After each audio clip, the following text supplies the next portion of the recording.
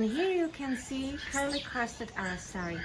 And it's obvious they really like papaya.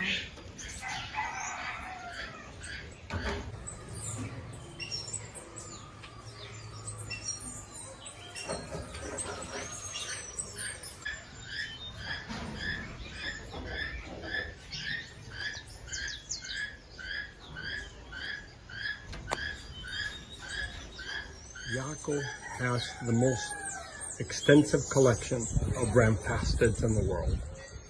And this is just an example of what he owns.